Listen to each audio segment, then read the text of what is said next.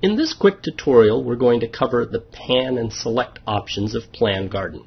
The pan and select options are inside the zoom window, and the zoom window is toggled on and off by clicking zoom at the top of your screen.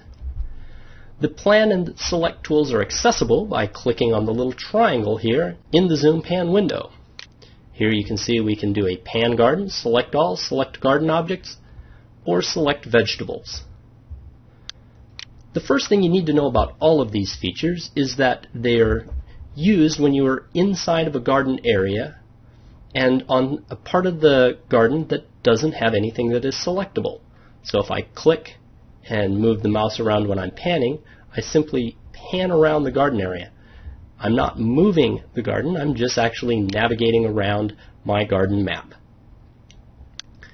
Next, let's look at the select tools. First of all, let's look at select all. By clicking on select all, now when I move over here and left click on the mouse, I'm going to see a little helper come up, and as I drag, I'm going to create a select rectangle. All of the garden objects and the vegetables that are on those objects will move as I click inside the select rectangle and move the rectangle around. Note that I don't have to click on all the vegetables or have all the vegetables selected. Just the garden objects and all the vegetables that are on them are going to move. Next, let's look at select garden objects. Now let's say I want to move these two garden objects. I create a select rectangle around the two garden objects. I click inside the select tool, and now I can move the garden objects and the vegetables stay behind.